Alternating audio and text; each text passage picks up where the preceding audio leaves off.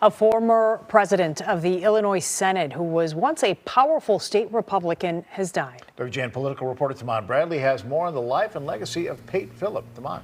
Rayan Lourdes, a hero of the conservative movement, Pate Phillip was an old-school politician, a prolific fundraiser and strategist, but he was perhaps best known for his sharp tongue. Be back here at 10 minutes. We're going to proceed. A towering figure in Illinois Republican politics, James Peyton Phillip, or Pate as he was called, served in the Illinois General Assembly for 36 years. After a stint in the House, he was elected to the Senate, rising to president in 1993, a post he held for a decade. Growing up, my three heroes were John Wayne, Ronald Reagan, and Pate Phillip. Retired State Senator Walter Dudich, an assistant leader under Phillip, calls the former president one of a kind, blunt, loyal. He was honest, he was straightforward, he was very, very truthful, and he kept his word. A Marine, Pate Phillip's imposing stature and tough guy persona made him a force to reckon with, even among fellow Republicans. I can't tell you how many times Pate would argue with Governor Thompson, Governor Edgar, or Governor Ryan.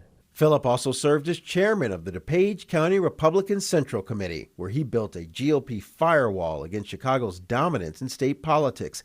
He famously led opposition to Mayor Daley's push to build a third airport at Lake Calumet.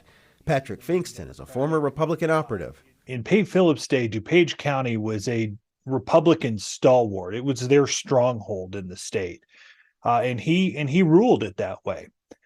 His views, his policies, his politics sound more like a traditional Southern Illinois Republican today than they do a suburban politician. Phillip's anti-Chicago rhetoric played well with his base, but it kept him mired in controversy.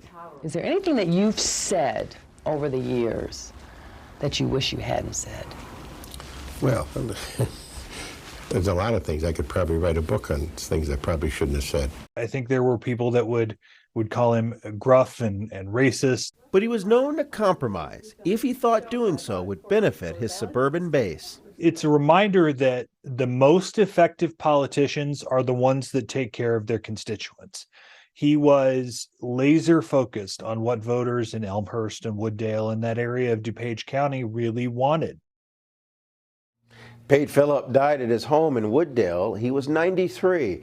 No cause of death was given. He's survived by his wife, 4 children, and 9 grandchildren. Lourdes and Ray. All right, Taman, thank you.